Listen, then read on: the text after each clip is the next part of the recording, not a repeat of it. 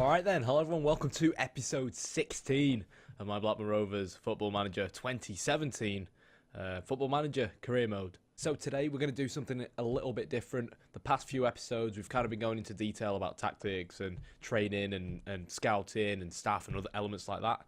Today I'm going to try and squeeze in a special double episode. So first episode is going to be up against Leicester at home at Ewood Park, where we are unbeaten this season. So the question is, can we keep it up against Claudio Ranieri's Foxes? And next up we will be away at White Hart Lane up against Pochettino's Tottenham Hotspur. So two massive games for us, really, up against two of the Premier League's best sides, even though Leicester are currently 16th. Now, I am aware I haven't really done an episode in over a week. If you subscribe to my channel, you'll probably know why. That's because I kind of released a new tactical analysis video, which was a tactical analysis video on Antonio Conte's Chelsea. So if you haven't checked that out, it's quite long, but quite informative as well. So if you're into tactics and things like that, definitely recommend you go check it out, especially if you've seen my Klopp one and you like that one. If you've seen neither of them, after this episode, go take a look at them on my channel. As well, another thing, because I haven't played in quite a while, I had to go back and watch my previous episode, which was the 1-1 draw against Man United. We didn't play brilliantly, which you'd probably expect against Man United, but we stayed unbeaten at home. We've beat Chelsea at home this season. Bearing in mind, we only got promoted this season and were predicted to finish last in the league. We didn't beat Arsenal. We drew 0-0 against Arsenal. And we've drawn 1-1 against Man United. So some terrific results at home this season, and hopefully we can beat Leicester or at least get a draw as well. So the last episode was a 1-1 draw. After that, we went away at West Ham. As you can see, we've not had the best away form since getting into the Premier League. Lost 3-0 against West Brom at the Hawthorns, and then we went to West Ham's new stadium where we got beat 3-1. We didn't really play poorly, to be honest, but we just conceded a lot of sloppy goals. With Charlie Mulgrew out injured as well, our defence has been somewhat weakened. But what better way to make up for the loss against West Ham than to beat Stoke City? And Andre Gray, obviously, current Burnley player. Let's just try and forget about that. We signed him in the summer, and I said he needed to be able to make an impact to link up well with Danny Graham. Andre Gray gets 2 goals. Danny Graham got both assists. So phenomenal play from both our two main strikers. And once again, going over to Andre, we paid 1.4 million for him in the summer. A lot of the fans were kind of like, it's bad enough you're signing a Burnley player, let alone signing a player that only scored 2 goals in the Premier League last season. But he's already more than doubled his tally last season with Burnley. And he got 2 assists to his name as well so far this season. And him and Danny Graham are both on 5 goals a season. So really, really happy to see them banging the goals in this season. Because to be honest, I wanted to sign a new striker. We signed a new striker. And yeah, the cheeky bugger's not coming until the end of this season. So I was kind of worried we'd be relegated by then. But I've said this before and I'll say it again. At the moment, I really don't think we are going to get relegated. That win against Stoke, thanks to Andre Gray's double, and the loss against West Ham still leaves us in a Europa League spot. Now, I'm not going to sit here and talk about the Europa League. I'd be happy if we finish anywhere in the top half, to be honest. But so far, so good. On 18 points, there's no way we're going to catch up with Man United. Mourinho's Man United on 31 points. We're going to be playing Ranieri's Foxes at Ewood Park in a few seconds' time. So let's jump straight in.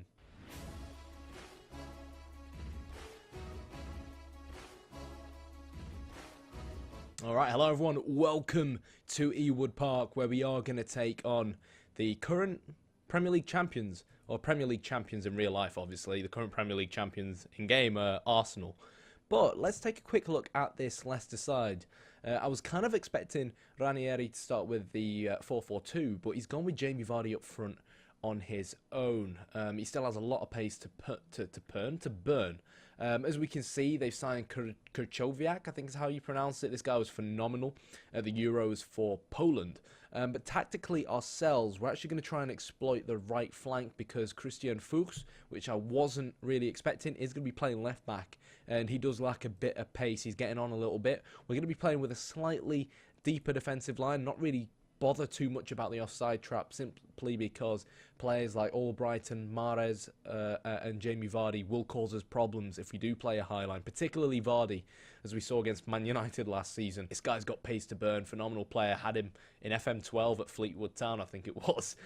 So great to see him do well. But that's pretty much it as far as the tactical changes we've made are concerned. So let's jump straight in, and we are starting, of course, with a defensive mentality. As we always do, I love starting with a defensive mentality, and he might grab us a goal. We were talking about Kuchowiak. It was a really good tackle from him there, but we've had 72% of the possession so far, 3 minutes into this game, and we could very well get a goal from a corner. Here's Andre Gray shoots, and that's 2 shots in quick succession for Blackburn Rovers, and so far so good. 10 minutes in, we're still on defensive. Time to change things up a little bit. We'll go back to our usual attacking, and the main reason I like to start things off nice and defensive is because I hate conceding in the first and last few minutes of each half. But so far so good. We've made our small tweaks to try and counteract how we think Leicester are going to be playing. Opposition instruction wise, I'm going in relatively hard on Andy King. He's not exactly the strongest, but it does seem like we are going to be going in at half-time 0-0. Bar them first 2 chances, we've not really seen ourselves do too much unless we can win a header here, which we do, but it's offside. Adlen Claudio. It wasn't even him that was offside, it was Dumic. Would have been a really good assist from Dumic, and I'm not even sure whether or not that even was offside. I want to see that again. So the free kick got played, and it must have got... How was that offside? So Dumic is here, and surely that's offside based on when the free kick was played in. But it was Robert Huth that actually headed the ball across. It was either Fuchs, Huth, or Dumic. It obviously must have been Dumic, but Dumic surely weren't offside there, and I think we've just been robbed by the referee. We've created 2 clear-cut chances. Bear in mind we're newly promoted up against Leicester, and I'm going to tell them I'm not happy. We've been the better side, and it's really important that we don't switch off. Danny Graham not having the best game of his life, and Damien Letalek is on a yellow card, which you'd expect, with us wanting to go in hard on Andy King and the rest of Leicester's 5-man midfield. Damien Letalek still on a yellow card, can't really afford to have him sent off right now. Attempted to keep Danny Graham on, even though he's not playing too well, but that might have to change. As far as our wingers are concerned, Gouffran maybe not having as much of an impact as I think he potentially could.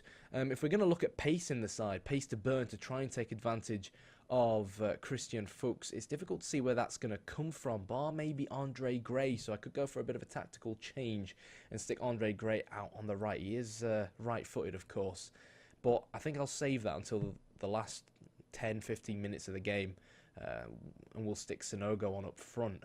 But talking about changes, it's a case of who on earth is going to come off for Damien Letalek now. Hope Akpan will give us a little bit more defensively. Obviously, we'd normally stick Lenihan in at defensive midfield, but he's playing centre-back because the Newcastle destroyer in Charlie Mulgrew is injured. But yeah, Akpan's going to come on. Don't think he's played for us yet in the Premier League, so nice to see him come on. We're still on defensive. No wonder we're not exactly playing too great. But generally speaking, not really felt like we've had to change much. Leicester haven't been too responsive, but Christian Fuchs can score these free kicks, and he does. If we lose this game, we're going to get robbed. And how ironic is it that Christian Fuchs is the man to get that goal? Right, time to make a change. So Gouffran's actually going to go up front. I'm going to stick Andre Gray on the right. Going to go slightly higher, try and retain possession a little bit less, and play with a mixed approach. Obviously the reasoning behind trying to go down the right is to try and hit him where Fuchs is, because I do feel like we could potentially find an assist down that Leicester left flank. But so disappointed to concede that free kick, and that may have stemmed from us going in hard on Andy King. So far not looking good. We're not carving out chances. What we're going to do, we're going to stick Yaya Sanogo on, and I'm going to be gutted if we end up losing this game. Akpan is now going to move out of midfield, and I'm going to bring Craig Conway on as an inside forward, get him shooting a little bit on goal, and basically play with two box-to-box midfielders. Tell him to get a little bit more aggressive and exploit the middle. Hopefully, if we focus a little bit more down the middle, it'll create a little bit more room for Andre Gray out wide. But we've not played badly. We've not played badly at all, and we're in really decent form. And is this going to be the equaliser that we deserve? Akpan gets his head on it. Claudio! Yes!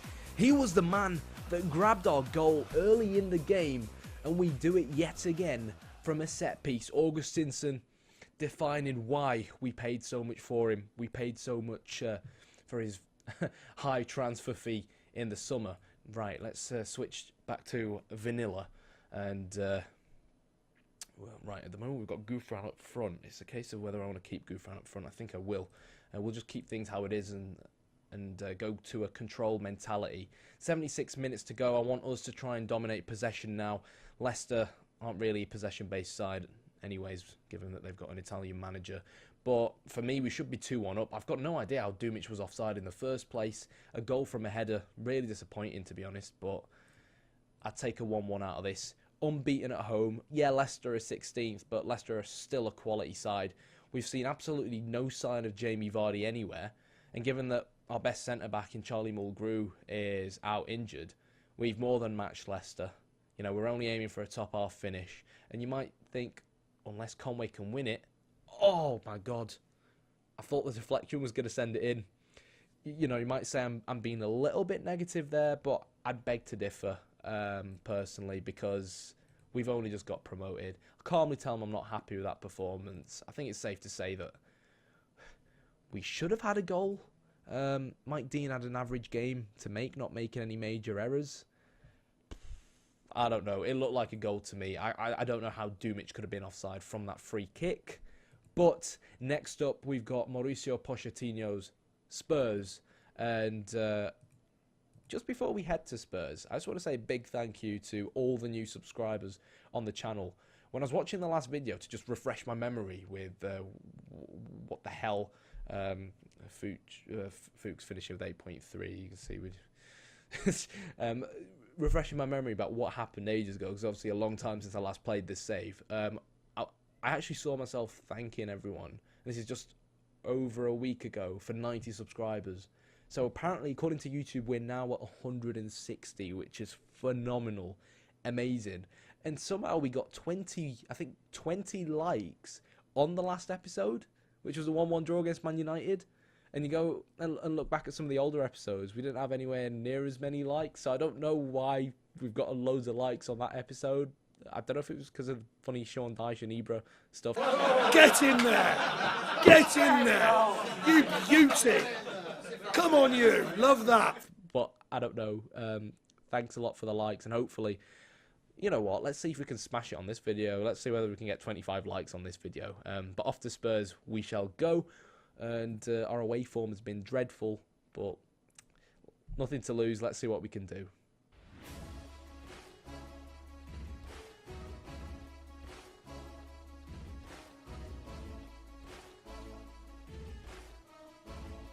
Alright, hello everyone, welcome to White Hart Lane. Our away form has been atrocious this season, and up against a really, really good Spurs side. I'm not exactly expecting it to improve, especially if Jason Steele keeps hoofing the ball to Andre Gray. Just before we jump straight in, as usual, talk about some of the tactical changes I've made. As always, I'm starting off as defensive, and looking at this Spurs side in their 4-2-3-1, Pochettino is going to be playing a high pressure game. There's not much you can do.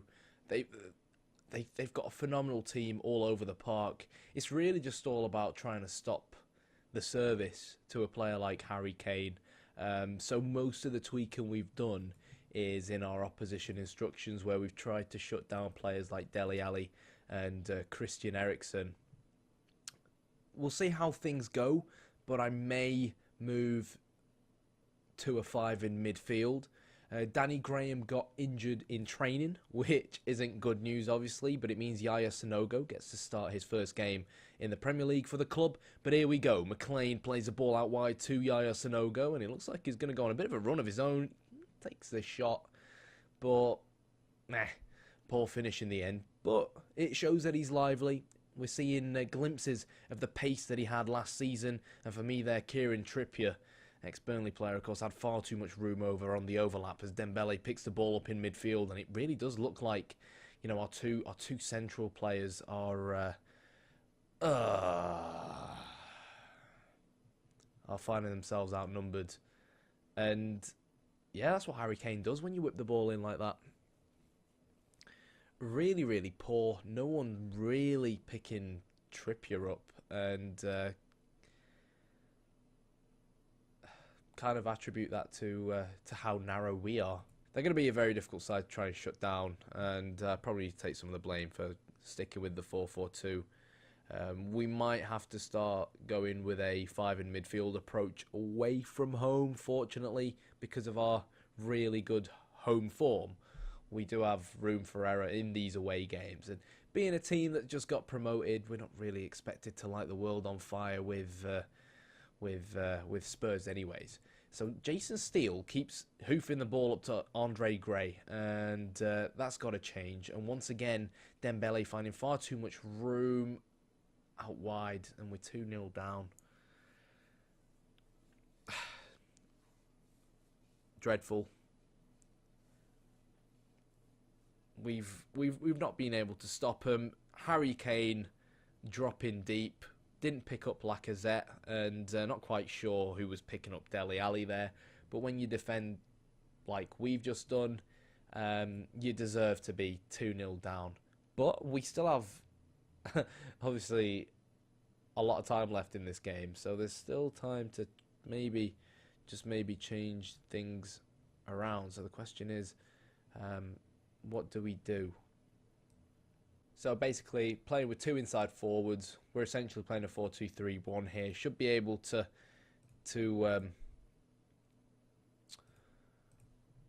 hold the ball a little bit better because we're kind of flooding the midfield a little bit more. Let's try and get the ball played long to our target man and see where we can go from there. Let's try to play a bit more of a dirtier game and hope we can grab a goal back just before half-time.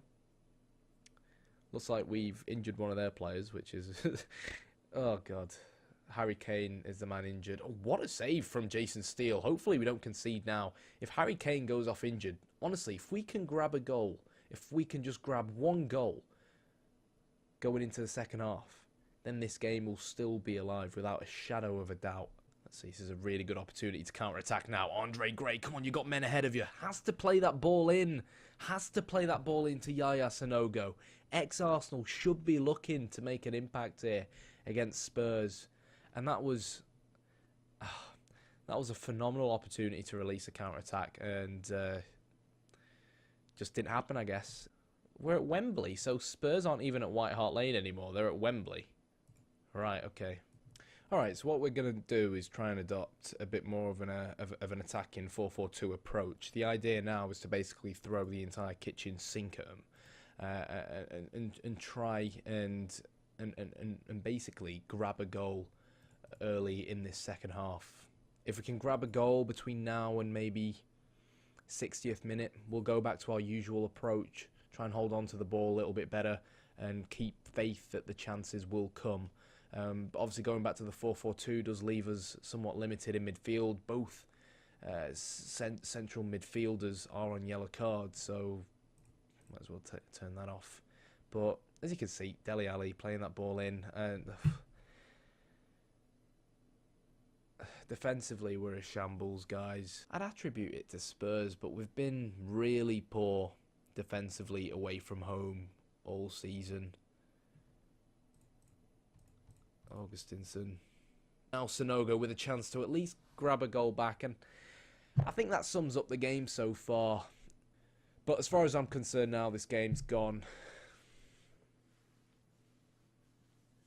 maybe after going 1-0 down, I could have taken a little bit more of a reserved approach to try and not go 2-0 down straight away, but I think I've been tried to play way too attacking this game. I've almost kind of had faith that we're going to be able to grab a goal back, and against a team like Spurs, I probably should have looked to pack the midfield, but kept the faith with what worked well for us so far this season. But as you can see, Spurs are just passing through us. We're playing with that slightly deeper line, but Lacazette, that's almost a carbon copy of the goal he got earlier on in the first half. He's finding that space. We're not playing with that much of a high line at the moment, and neither of our two fullbacks have been able to deal with Lacazette, and both times he's just wandered into our area and just scored with a shot towards the goalkeeper's near post. Shambles defensively, not much to say really. A bit of a disappointing end to this episode. I think at the moment our best hope is to make sure it doesn't become 5. I mean, I can make changes to make sure it doesn't become 5, but it's not going to make a difference because it almost was 5. At the moment, if we can grab a goal and at least go back up north with our heads held high, then that will be a positive. But we're going to have to start changing things around away from home, I think. Yeah, we beat Stoke 2-0, but we've also lost against teams like West Brom and West Ham away from home. And when I say lost, I don't just mean lost. I mean we've conceded a lot of goals. Can we get a consolation? Poor cross, which pretty much sums up the entire game so far. I think what's mostly disappointing is the fact that Spurs didn't exactly create that many clear-cut chances. But you can see how good their midfield was. And some of the passes they played were just phenomenal. Tom, I'm not happy. Don't really care if Lee Wallace looks stressed because I'm not happy. I don't really mind losing away at Spurs, away at Wembley, but to lose 4-0 with that kind of defensive performance was just dreadful. And that, unfortunately, means we drop back to reality. We drop back to 8th in the Premier League. Can't be too disheartened. West Brom and Watford are punching above their weights. As far as our fixtures are concerned, we're going away at Watford. Watford in really good form in 6th place. So if we can get a win there, I think that would be massive at this current point in the season. We are approaching December, approaching the Christmas period. I've got no idea how much money I'll get given in January. I'd like to think if we're in the top half, and it looks like one of these European spots is a realistic target, then hopefully I get 5 million or so to bring players in, because it looks like we'll have definitely avoid relegation. I'll be able to change the setting that comes up as well. Liverpool at home is going to be a really tough game, but at home, we've been beasts. We beat Chelsea, drew against Arsenal, drew against United, drew against Leicester, where we should have won Leicester, to be honest. So at home, I feel like anything's possible. I feel like we can beat Liverpool. I feel like we can beat Everton at home. We can definitely beat Swansea. But it's these away games where I'm going to have to try and change things around. What do you think I need to change around away from home? We're conceding way too many goals. 3 against West Brom, 3 against West Ham, 4 against Spurs. Should we go 5 in midfield? Let me know. If you enjoyed this video, sorry about the poor ending. Hit the like button, hit the subscribe button. And until next time, peace.